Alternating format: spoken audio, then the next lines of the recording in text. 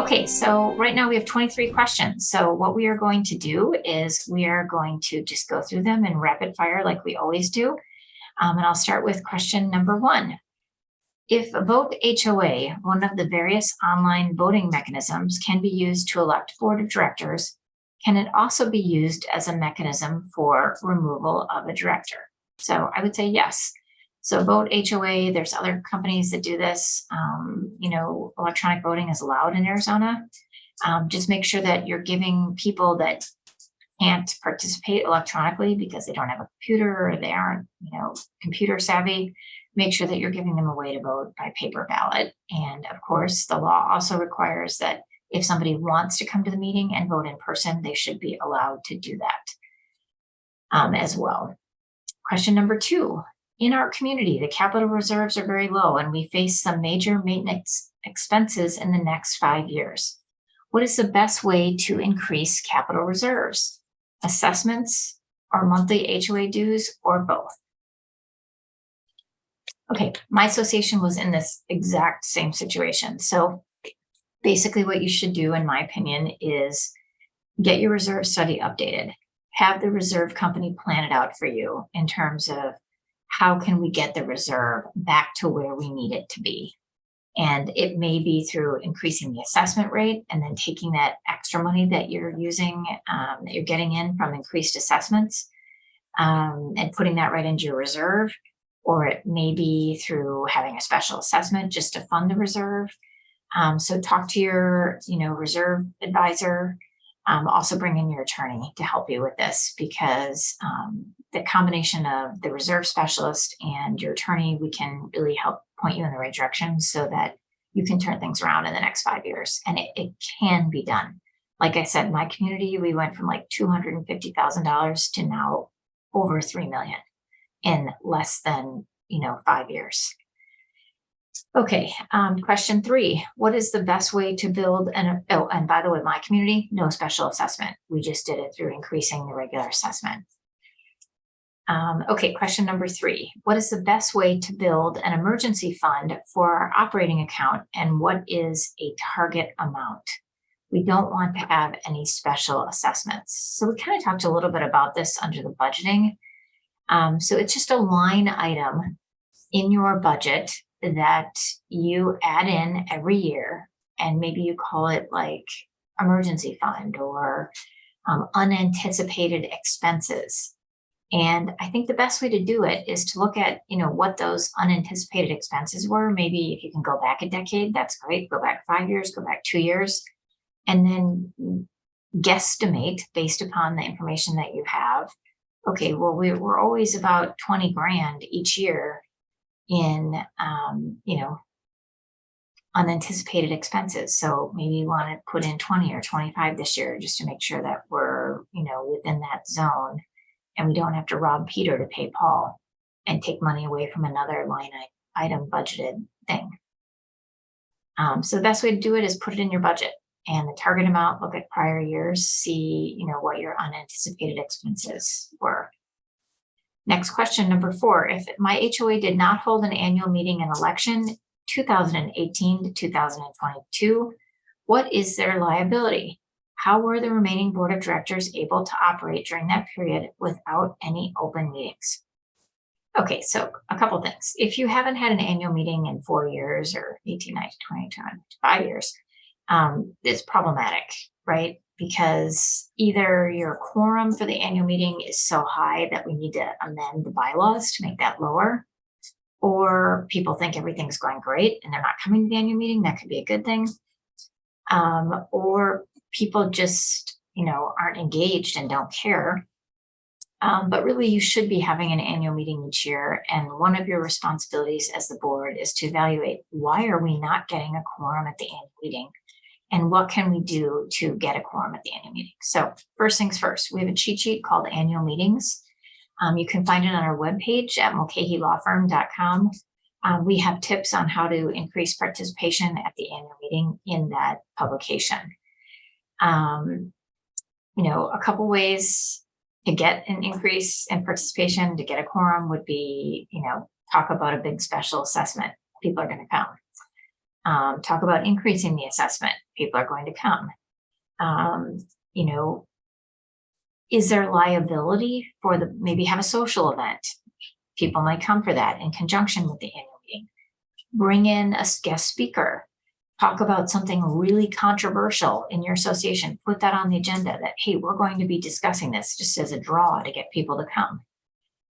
Is there liability if your board hasn't conducted a meeting from 2018 to 2022? Well, I don't know the specifics about why you haven't had an annual meeting. I know a lot of associations did not have an annual meeting in 2020 due to the pandemic. Is there liability? I don't know. Usually what most bylaws say is that the board that was elected, prior to the annual meeting or annual meeting attempt in 2018, they hold their office until the new board is seated. So, that old board is continuing on until you can get a quorum and get a new board in.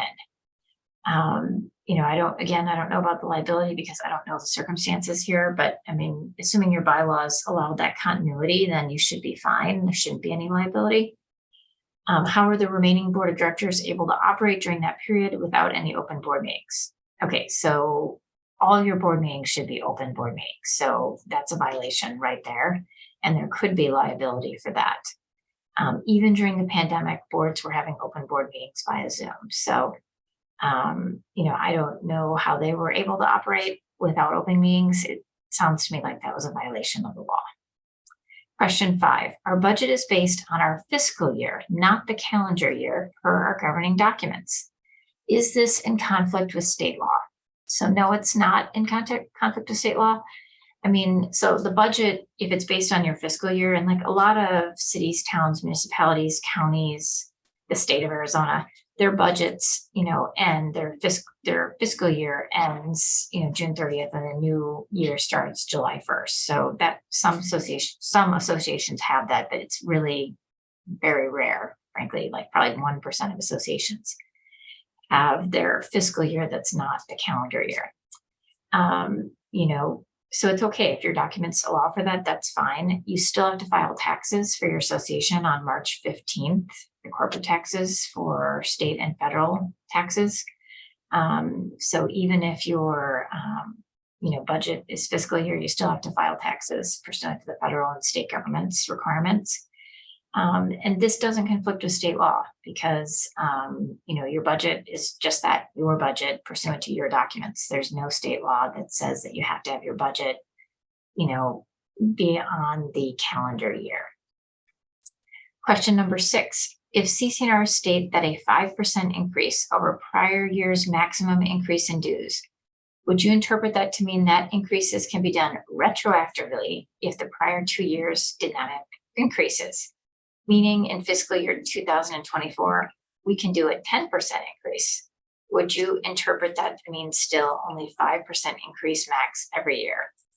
This is a really good question. So I'm really conservative on this. So I feel that if your CC&Rs say you can do a 5% increase each year without a vote of the membership, you have to use it and take it in that year. You can't bank it, and say, well, we didn't increase our assessments for 5 years, so we should now be able to increase it 25%.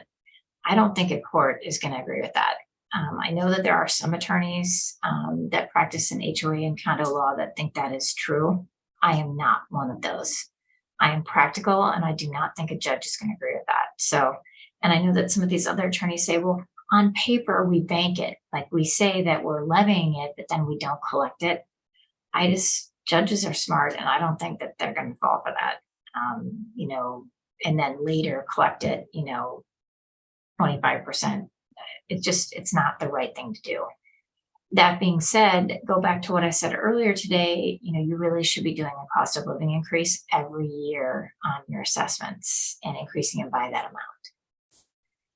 Okay, number 7.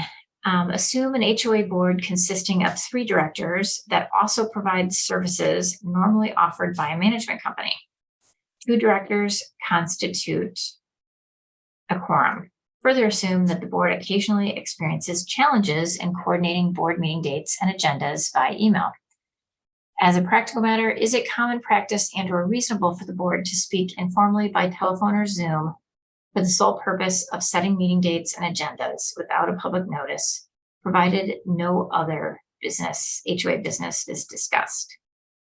I'm probably okay with setting the meeting dates and agendas without having it be an open board meeting, as long as there's no discussion on the agendas. Basically, it's just, I want this on there, or let's add this there, without a discussion of, well, let's get 3 bids for the tree trimmer or that kind of thing. Just, here's what the agenda is. Does anybody have any changes or suggestions? You could do that. That probably could even be done by email.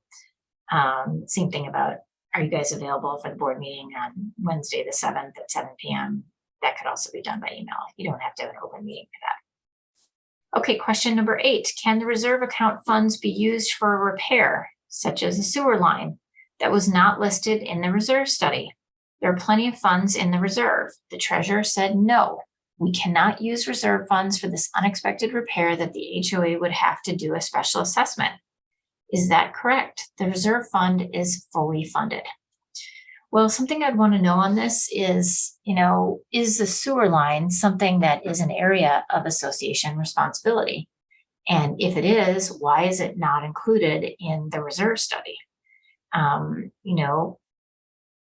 That's a good question to me. If it's not an area of responsibility, then, I agree. It shouldn't be, reserve funds shouldn't be used for that. Lots of times the reserve companies don't include sewer lines, and they probably should be. And so it's a question that you should talk to your reserve company. Why was this not included? Would be one thing that I would say. And can we include it in the future? Ultimately, the board makes a decision on how reserve funds are used. So just the treasurer saying no, you'd want to talk to your legal counsel, get their opinion on it. And then ultimately the board, as a majority vote, should make the decision on how the reserve funds are used or not used to repair the sewer line. Question number 9, is there a legal definition of inadequately funded? I'm assuming that you mean for the reserve. And would an HOA constantly funded at 10% of reserves be inadequately funded? So the definition from my perspective, and a lot of the reserve studies just have this, listed right in the reserve. They do this little bar graph. And, if you're from 0 to 30%, you're definitely inadequately funded. Like 30 to 60% means that you're, still inadequately funded, but not as bad as the 0 to 30. And 50 to 70 means that you're getting closer to adequately funded. 70 to 80 is probably, adequately funded. And then 90 to 100 is probably going to be fully funded. Okay, question number 10. Our CC&Rs from 1984 state that the maximum assessments may be increased each year by the board up to the same percentage amount as the CPI for all urban consumers. If we are doing our budget in September for our October board meeting, does this mean that we have to use the CPI for the calendar year ended 12/31/22, or does the board have the discretion to use a more current CPI number, which is more indicative of where the current inflation rate is? Well, in the example that you gave me, it says that you can only do it the same percentage amount as the percentage increase during the calendar year then ended. So you'd have to follow it, and do it by the CPI as of 12/31/22 would be my opinion. Question 11, should we proactively ask vendors whether their fees will go up next year? Some feel that question only encourages them to raise rates, but others feel that forewarned is forearmed and would rather know now than having fees rise mid-year without warning. Okay, I can tell you just from my experience as a vendor for the association, whether or not clients are contacting me to ask if I'm raising my rates plays no factor whatsoever in our firm raising rates or not raising rates. I'm raising rates when the expenses are to the point that I can't continue to operate with, the income that's coming in, and I need to raise the rates. So that's my, chain of thought. If someone's asking me if I raise the rates, I don't think, oh, this is an opportunity for me to raise the rates. That is not something that crosses my mind. And so I don't think it's a problem at all for you to ask your vendors. As a matter of fact, I expect it. We get lots of calls this time of the year. And in case anybody's wondering, we have no plans to raise our firm's rates in 2024. Okay, question number 12. Opinion to reduce the recommended reserves contribution by the previous year's earned interest. So, example, $250,000 is the 2024 contribution, decreased by $25,000 interest earned in 2023. That's a good question. I'm okay with that, as long as you know that the reserve didn't factor that interest in and expect it. I'm fine with that. Okay, Carol, sorry, wrong thing. I'm going to skip and we'll put that one at the end. Okay, or just intermix it so I don't get that in there. Okay, next question, 13. If an association keeps yearly surpluses in an equity account that is used to cover any non-budgeted yearly expenses, can they use those overages to increase a budget line item for the next year, thus decreasing the next year's surplus, assuming dues are not raised, or if they increase a budget line item year over year, must they raise the dues? Good question. So, no, you can play around with this. And so if there's some surplus in an equity account that you're using to cover non-budgeted expenses, so this is kind of like your emergency amount, like we discussed a few questions ago. You know, do we have to, you know, increase that line item because we had to, you know, use the money from the equity account? No, you don't. But you want to be thinking, is this something that's going to happen yearly? And if it is, then you may want to increase it.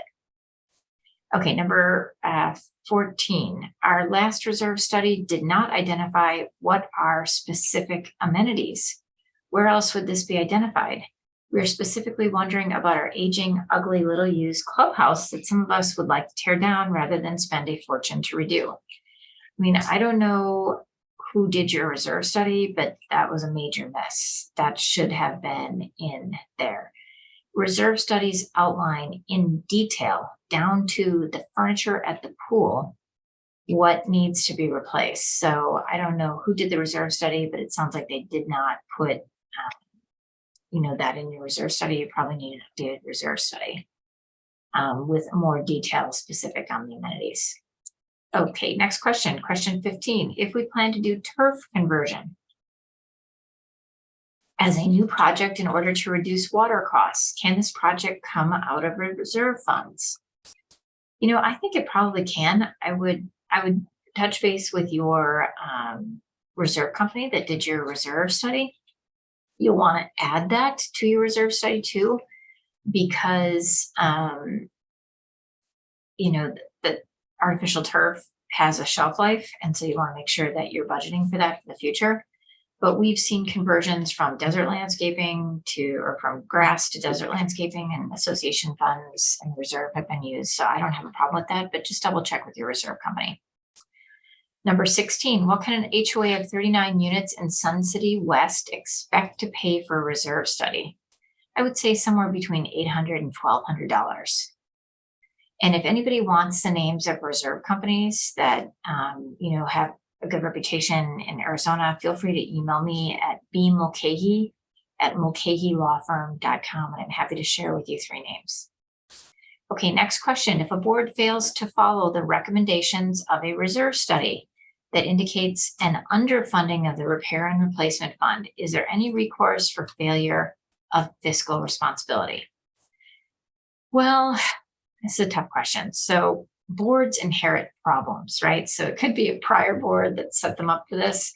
I mean, I just know I was on a board where we had a reserve study that showed that we should have had a whole heck of a lot more money in there, and we were, you know, digging and scraping to collect the money to get it into the reserve to get our reserve back up.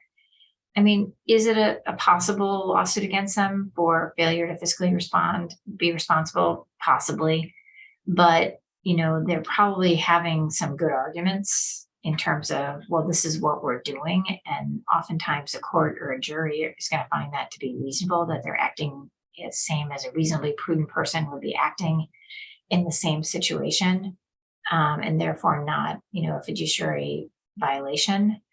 I think it just really depends. I mean, if they have a reserve study done and they're just blowing it off and they just, they're frivolously spending money, then maybe my analysis changes a little bit, but that's a harder case, I think, to win. Okay, harder case meaning that if they're trying to scrape up the money to fund the reserve, it's going to be hard for you to win that case in a court of law with the jury. Okay, question number 18. Our HOA's prior boards had not paid attention to funding the reserve, but not in the normal way you have discussed. They continued to add reserves without a reserve study, just building the funds higher and higher. We now have a fiscally responsible board that has cut unnecessary spending and has done a reserve study. We have been over-assessing our members in the past due to the old boards and are looking at cutting our assessments to be in line with both expenses and reserves. You said lowering or not raising assessments are frowned upon. Would that be the same for our situation? So no, it wouldn't be. I mean, every blue moon, that's not very often, do I get an association that comes to me and says, hey, we're overfunded in our reserve, or our assessments are too high.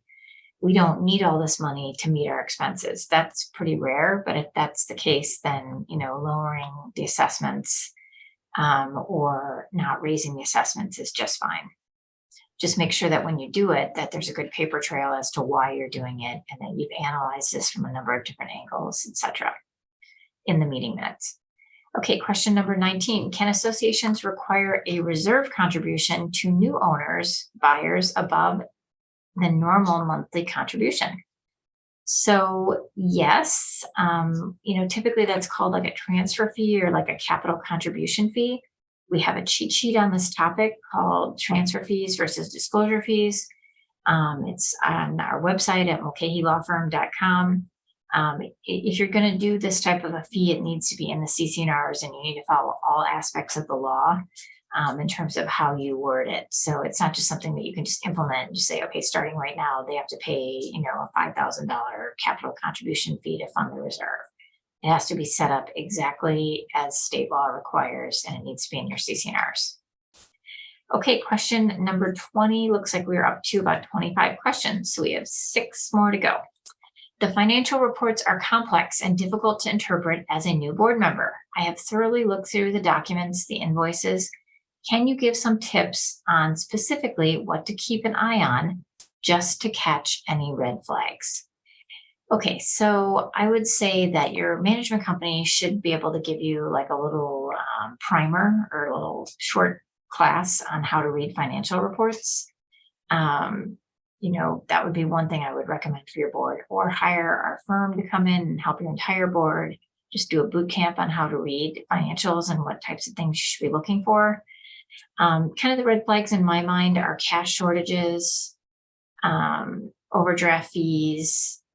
Go through our cheat sheet. Those give you all the red flags in terms of what are some things that you should be watching for. That's what you should be looking for, because those are like blatant evidence that somebody's stealing money from your association. Question number 21 is, what is best practice for petty cash for small expenses such as a light bulb or planting flowers at our monuments? Best practice would be that the person that, either, spends the money to buy light bulbs, that they submit a reimbursement request to the association, and they submit the receipt with it. And, maybe a little write-up as to where the light bulbs were used, or it's written on the receipt. That would be one way to handle it. If the association has petty cash and you're just sending, the manager or the building engineer or, a board member to Home Depot to get something, same thing. Give them money that you think it's going to be for petty cash. So petty cash out on the outside of the envelope, who it went to, the date, how much, and then petty cash back in. So is there change? And then the receipt showing the expenditure that deducted from the petty cash. Question number 22. What are best practices for better oversight and repairs and projects to avoid inadequate repairs that reduce asset lifetime and cost more in the long term? Oh, I have this problem at my association right now. So you have an aging community, it sounds like, and you're making repairs to avoid, long-term things that really need to be replaced, right? And you need to get some advice from, there's companies that will come in and they will do like a master plan for your association. I mean, I don't know how large you are, but if you're a larger association, like over 500 units, you probably need an expert to come in and look at what, your assets are and where you are in terms of repairing them, and come up with a master plan to pay for these big projects. Putting Band-Aids on, so for better oversight on repairs to avoid, asset, replacement. Sometimes it's not the best thing, just putting a coat of paint on something that's rusting down to the core. It may not be the best thing, but I mean, I guess what I would say is talk to your vendors that you're bringing in to do the work and say, what is your recommendation on this?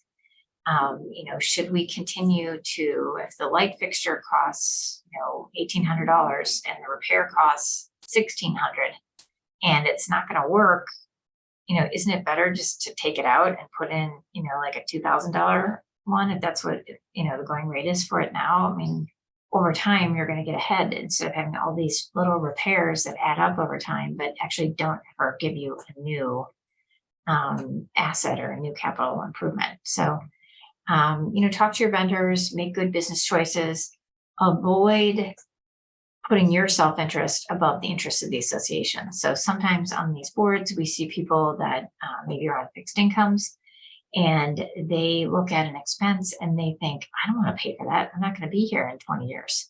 So I'm only going to vote for the, repaint, caulk and walk. Well, if the window is leaking, caulking and walking isn't going to fix it, right? And it could cause more major damage down the road. So just thinking about what's best for the corporation, listening to your trusted advisors, reaching out to your attorney to get a second opinion if you're not sure things are being handled right. Okay, next question from one of my favorite former clients who used to be on the board, but I think she's here as a homeowner today. How would you get your association to be 100% transparent with financials? They never provide a monthly statement. So what I would do is I would make a records request. Under Arizona law, you're allowed to make a financial records request. You can ask for the bank statements. You can ask for the check register. You can ask for the financial statement for the association. You can ask for copies of all CDs. If they don't provide it to you, do it in writing. If they don't provide it to you within 10 business days, they're violating the law and you can go to court. You can file a lawsuit against them in Superior Court. You can go to the ADRE, Arizona Department of Real Estate, and file a complaint.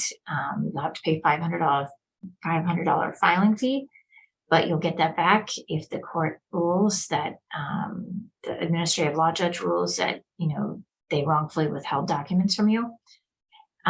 So you have remedies, but I would start with writing a letter. Ask them for the information first, and if they don't provide it, then consider your legal remedies.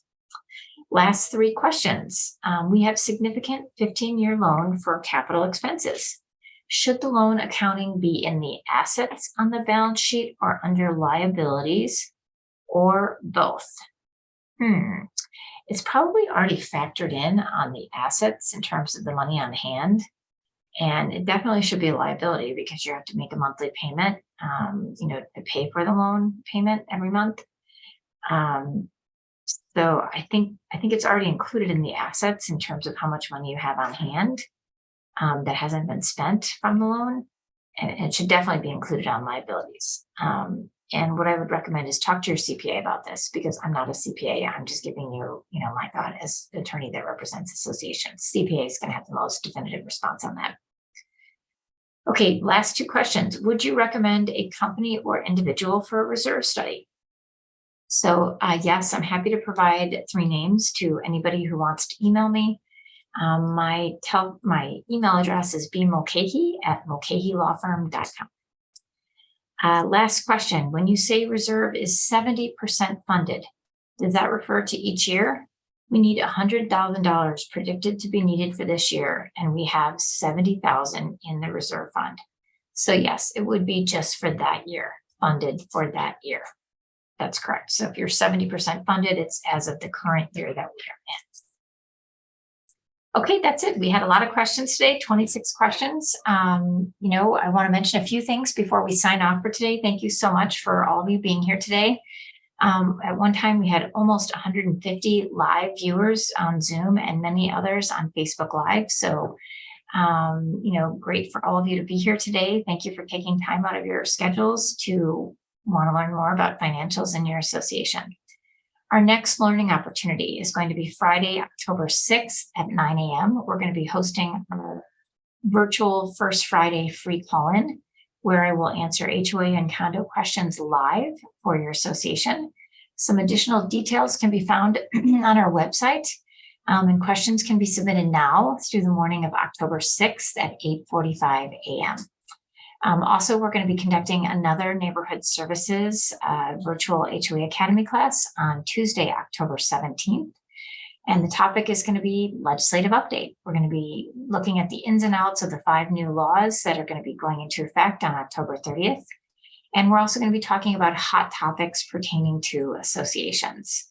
So we're going to be diving into the industry's hottest topics, such as green initiatives and associations, electric car charging stations, you name it. We're covering what the hottest topics are in our industry right now.